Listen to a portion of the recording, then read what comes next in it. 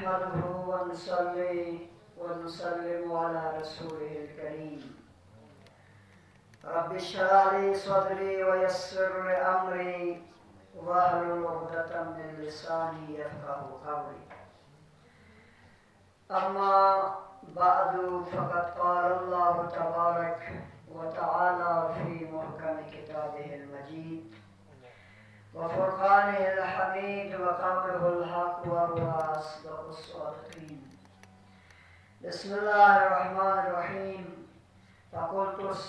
فقلت استغفروا ربكم إنه كان غفارا.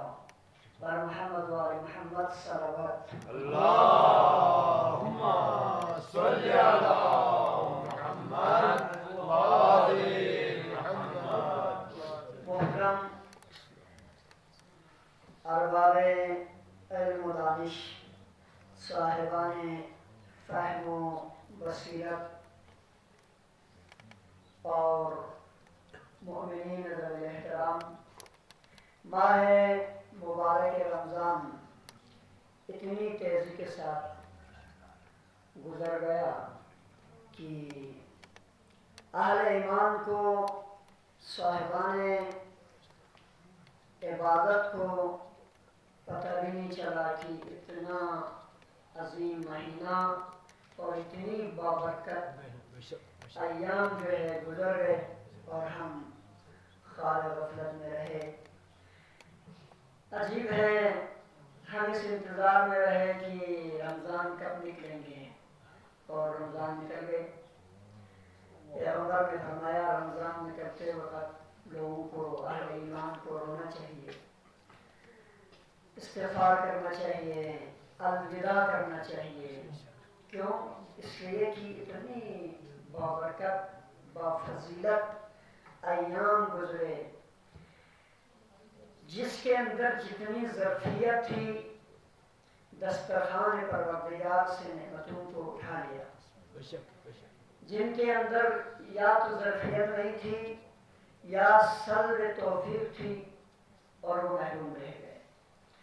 دیکھیں، مہمان کا کام ہے، میزبان کا کام ہے دسترخوان کے نعمتوں کو چننا، رکھنا. اب یہ میزبان کی لیاقت کے اوپر منحصر ہو، ان نعمتہائے خدا میں سے کتنی نعمتوں کو اپنے نام کر لیتے ہیں. سبحان اللہ. بہرحال درس کا سلسلہ اخلاق معاشرت پہ جاری و ساری رہا اور امید ہے کہ یہ درس جو ہے سال 2021 کا یہ آخری درس ہے، کیونکہ آج رات ہمیں چاند دیکھنا ہے. تو چاند دیکھنے کے بعد اگر عید ہو گئی تو پھر کل ہے عید کی تیاری ہوگی. تو مومنین کرام، قرآن مجید کے اندر پروردگار عالم کی ذات نے سورہ نوح میں بیان فرمایا کہ فَقُلْتُ اسْتَغْفِرُوا رَبَّكُمْ إِنَّهُ كَانَ غَفَّارًا. فرماتے ہیں کہ امیر المومنین علی بن ابی طالب کی اللہم صل علی محمد وآل محمد. ایک شخص آیا، آج کہا مولا میں گنہگار ہوں، گناہوں کی معافی کے لیے کوئی راستہ بتائیں. شاید اس نے کہا ہو کہ رمضان بھی آیا میں اپنی مغفرت نہ کروا سکا، شب قدر آیا میں اپنی مغفرت نہ کروا سکا، شب قدر آیا میں اس تار میں رہا کہ جلدی ختم کر کے جا کے سو جاؤں، مغفرت نہ کروا سکا. شب جمعہ آئے میں اپنی گناہوں کو معاف نہ کروا سکا. ہاں جی، ہمارے قرآن گزر گیا، سروں کے قرآن دے رکھا، لیکن وہ خلوص نہیں تھی، وہ اخلاص نہیں تھا، لہذا میں اپنے گناہوں کو معاف نہ کر سکا. یا امیر مومنان آپ بتائیں کوئی راستہ، میں گناہگار انسان ہوں، اس کائنات میں ہر کسی سے خطائیں ہوتی ہے. آسیہ گزشتہ دو دنوں میں گناہ ہونے کے بعد گناہ کے اثرات کسی بھی صورت میں مرتب ہونا ہے. اس مرتب ہونے والے اثرات سے بچنے کا راستہ خدا دے رہا ہے.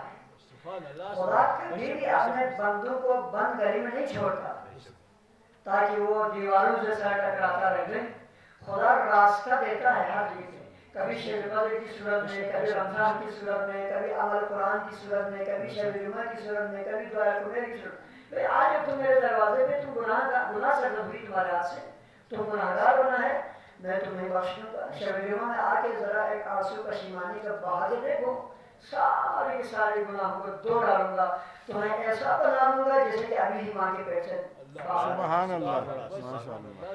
خدا بند دینے کبھی نہیں چھوڑتا، خدا انسان کو میدان دیتا ہے، خدا انسان کو راستہ دیتا ہے، ان راستوں پہ جانا اور ان راستوں کو استعمال کرنا یہ انسان کرتا ہے۔ خدا ہاتھ پکڑ کے اس کو جنت میں نہیں ڈالے گا کبھی بھی، جنت اور جہنم کے دو راہیں پہ چھوڑے گا۔ تمہیں عقل دیا ہے، تمہیں سوچنے سمجھنے کی صلاحیت دی ہے، اب تم نے خود سوچنا ہے کس راستے پہ جانا ہے۔ تو آگے جو خدا نے متعال نے ایک راستہ دیا استغفار کا، جتنا زیادہ تم نے گناہ کی ہے کوئی مسئلہ نہیں ہے، ازہر سے انسان خطا ہو جاتے ہیں، خدا کہہ رہا ہے میں تمہیں استغفار کا راستہ کھلا رکھوں گا، دروازہ استغفار تمہارے لیے کھلا۔ تم نے صلہ رحمی کو توڑ دیا، صلہ رحمی نہیں کیا، بہنوں کا، ماموں کا، بھائیوں کا، پھوپھی کا، خالہ کا، بھائی کا دل توڑا ہے، کوئی مسئلہ نہیں، آج ہی طرح پشیمان ہو کے ذرا دیکھیں، تم استغفار کر کے دیکھیں، تمہارے اوپر نعمتوں کی بارش کر دوں گا۔ بہرحال امیر المومنین کی خدمت میں ایک شخص آگے کہا مولا میں بڑا گناہگار ہوں، گناہوں سے نکلنے کا کوئی راستہ بتائے، میں گناہوں کے اثرات جو خدا مصیبت بدلنے کے وقت ڈالتا ہے، ہر گناہ کے بعد اس کے اثرات کا خمیازہ کو کرنا جو پڑتا ہے میں ان کو سامنا کرنا نہیں چاہتا، آپ راستہ بتائیں۔ خدا نے امیر المومنین نے فرمایا تم استغفار کرو، کہا کہ تم استغفار کرو۔ اس کے بعد ایک اور بندہ آگے کہا کہ مولا میں جو ہے نا غریب ہوں، پیسے نہیں ہیں، گھر میں فاقے ہیں، افلاس ہے، کچھ کریں آپ ہمارے مولا ہے۔ امیر المومنین نے فرمایا استغفار کرو، اور کیجیے گا استغفار کرو۔ ایک اور سوال یہ آیا، آگے کہا مولا میرے سارے زمین خشک ہو چکے، میں نے بہت محنت کیا تھا، بیج بویا تھا، پانی نہیں ہے، بارش بھی نہیں ہو رہا، آپ کوئی راستہ اس سالی کا قحط سالی کا سما ہے، آپ اس پہ امیر المومنین نے فرمایا استغفار کرو۔ ایک اور بندہ آ گیا، خواتین کے وہ سنا تھا میں، ایک اور بندہ آیا کہا کہ مولا کئی سال ہو گئے شادی کر کے، بچے نہیں ہیں، پریشان ہیں، کیا کروں؟ تو فرمایا استغفار کرو۔ اور اس کے بعد ایک اور بندہ آیا، آگے کہا مولا بڑے بڑے باغات ہیں میرے، درخت بھی بڑے ہیں، لیکن ان درختوں پہ آسمان میوے نہیں آتے، پھل نہیں آتے، پریشان ہوں، کیا کروں؟ مولا نے فرمایا استغفار کرو۔ ابن عباس سے رہا نہ گیا، ابن عباس بہت بڑا مفسر قرآن ہے، نام ہے ان کا میدان تفسیر میں، اس نے کہا کہ مولا یہ کیا مسئلہ ہے، ہر درد کا ایک ہی علاج، ہر بیماری کے لیے ایک ہی دوا، کیا تمام بیماریاں اولاد بھی اسی استغفار سے، رزق بھی اسی استغفار سے، قحطسالی اور خشکسالی کی دوری بھی اسی استغفار سے، ہاں جی گناہوں کی معافی بھی اسی استغفار سے، کیا ممکن ہے آپ ہر کسی کے کوئی اور علاج بتا دیتے، کوئی اور نسخہ دے دیتے؟ مولا متقیان نے فرمایا ابن عباس تم نہیں جانتے استغفار کی طاقت اور قدرت کیا ہے۔ استغفار کے ذریعے خداوند متعال نے بڑی بڑی مشکلات کو بنی بشر پہ حل کر دیا ہے۔ تم کسی اور طریقے کو چھوڑو، فقط استغفار کر کے دیکھو تمہاری ساری کی ساری مشکلات حل ہوں گی۔ محمد اللہم صلی علی محمد وآل محمد۔ مولانا متقیان نے فرمایا ابن عباس میں نے ایسے نہیں کہا، میرے پاس قرآنی دلیل موجود ہے۔ مولا وہ کیا ہے؟ سورہ نوح پڑھو، سورہ نوح میں آتے ہی سورہ نوح کی وہ اچھی آیت کو پڑھ کے سورہ نوح پڑھو، سورہ نوح کے اندر پروردگار نے فرمایا فَقُلْتُ اسْتَغْفِرُوا رَبَّكُمْ إِنَّهُ كَانَ غَفَّارًا، اگر تم گناہگار ہو، تمہارے ہاتھوں سے نافرمانی خدا سے ضرور ہوئی ہے، معصیت پروردگار ہوئی ہے، تو کوئی مسئلہ نہیں، استغفار کرو، خدا تمہاری گناہ معاف کر دیا۔ امیر المومنین کے پاس پہلا بندہ آیا تھا، اس کے سوال کا جواب قرآن سے، کہا تھا گناہگار ہوں استغفار کروا، یہ قرآن سے ثابت ہو گیا، یعنی گناہگار ہے تو قرآن نے کہا ہے کہ استغفار کر تو تمہاری گناہ معاف ہو جائے گی۔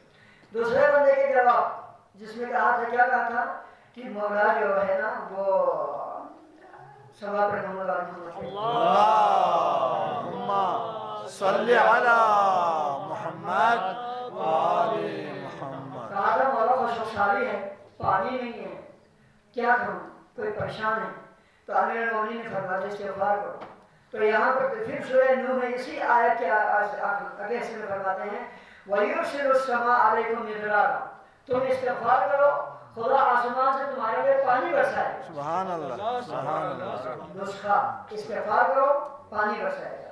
तीसरे बंदे ने आगे कहा था मौला मेरे पास गुर्बत है, अफलास है, कारोबार नहीं चल रहा, रोजगार नहीं है, पैसे आने के सारे रास्ते बंद हो गए हैं, निज़ाम ज़िंदगी मुख्तल है, घर में वसाइल फराहम नहीं हो रहा है, क्या करूं, कोई रास्ता बताए।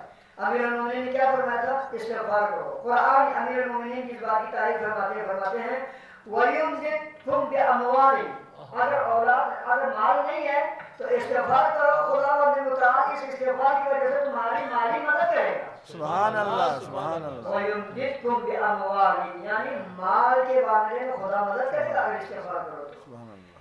कहा था कि मौला औलाद नहीं है, इमाम क्या फरमाता है, इस्तिग़फ़ार करो।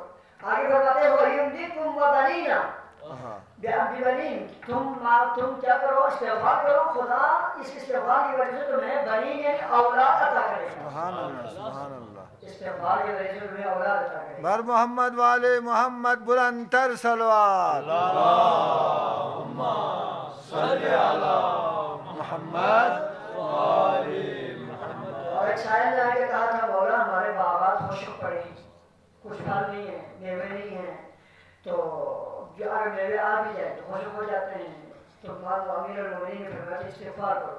और आज मजीद फरमाते हैं वयजअल लकुम जन्नातिन, तुम इस्तिग़फ़ार करो, खुदावंद ने मुतआल जन्नत कहते हैं बागात को, तुम इस्तिग़फ़ार करो, खुदावंद ने मुतआल तुम्हारे बागात को पुरौना बना देगा। तुम्हारे बागात में फल है, फसल है, हर तरफ हरियाली है और तरोताज़गी तुम्हारे बागात में पैदा हो जाएंगे, खुशहाली का असर दूर हो जाएगा। आगे आखिरी सवाल में फरमाया था कि मौला नेहरू में पानी नहीं है, तो इमाम ने क्या फरमाया था, इस्तिग़फ़ार करो। कुरान भी यही कह रहा है वयजअल लकुम अंहारा, अगर तुम्हारी नहरें खुशक पड़ी है, पानी नहीं है, तो तुम इस्तिग़फ़ार करके देखो, खुदा नहरों को और क्या कहते हैं कानाल को पानी से भर देगा, सुभान अल्लाह, जारी कर देगा। तुम जरा इस्तिग़फ़ार करके देखो। तो आज जो ये रास्ता है खुदा का दिया हुआ, इस्तिग़फ़ार तमाम मुश्किलात का हल है। तभी तो मेरा आप तो दूर की बात है, सय्यदुल मुरसलीन जिसे खुदा ने रहमत लिल आलमीन बना के भेजा, वो सल्ली अला मुहम्मद व आले मुहम्मद। वो रहमत लिल आलमीन की सुन्नत ये थी कि रोजाना 700 मरतबा पैगंबर गिरामी इस्लाम इस्तिग़फ़ार फरमाते थे। सुभान अल्लाह। मौलाए मुत्तक़ियान जो क़सीमुन नार वल जन्ना है, वो मौला रोजाना 70 मरतबा इस्तिग़फ़ार करते थे। अल्लाह। आप और मेरे लिए रास्ता है, अपनी हाजतों की रवाई के लिए आप इस्तिग़फ़ार करें, मुश्किलात के हल के लिए इस्तिग़फ़ार करें।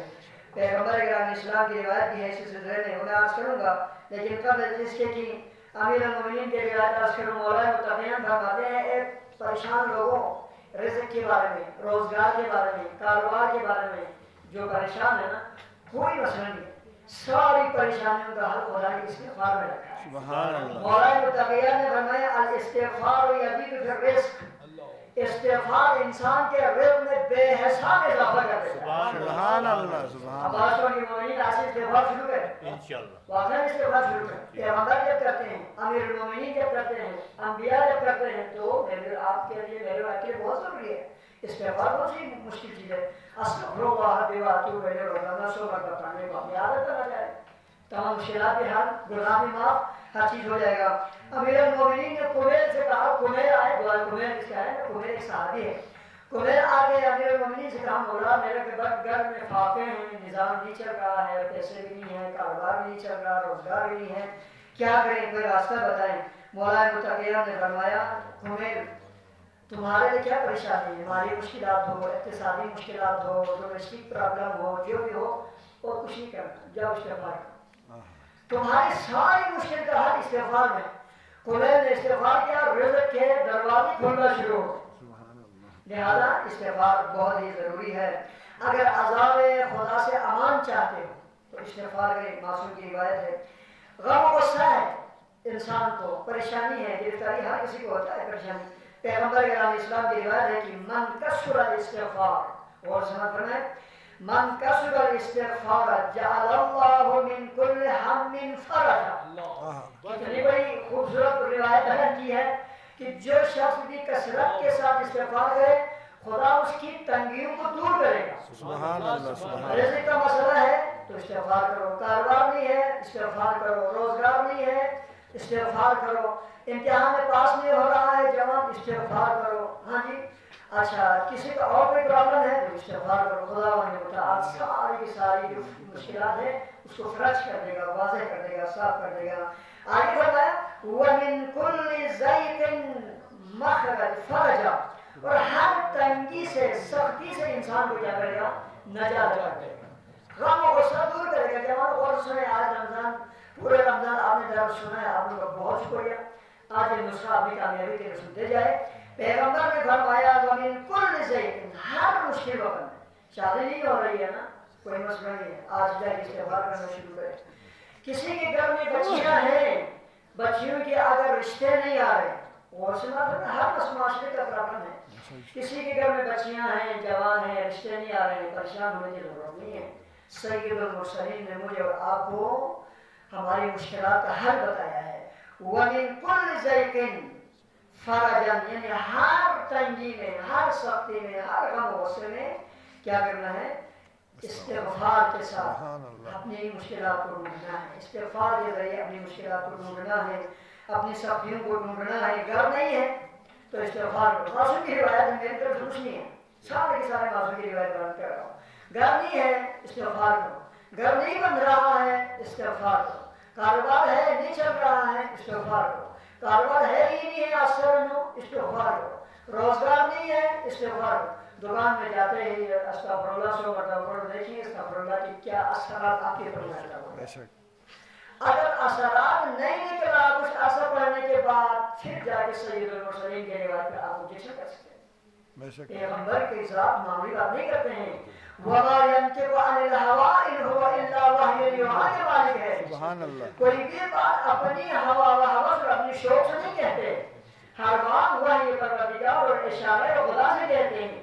تو پیغمبر ایسے تھوڑی کہیں گے. استغفار کی بہت فوائد ہے, آپ استغفار کر کے ذرا دیکھیں مشکلات حل ہوں گے. اور اسی روایت کے آخری حصے میں پیغمبر نے فرمایا وَرَزَقَهُ مِنْ حَيْثُ لَا يَحْتَسِبُ, جو کثرت کے ساتھ استغفار کرے گا خدا ایسی جگہوں سے اسے رزق عطا کرے گا جہاں سے اس کو گمان بھی نہ ہو. سبحان اللہ, سبحان اللہ. وہاں وہ گمان سے بھی بالاتر جگہوں سے ذات پروردگار انسان کو رزق کی دولت عطا کر دیتا ہے.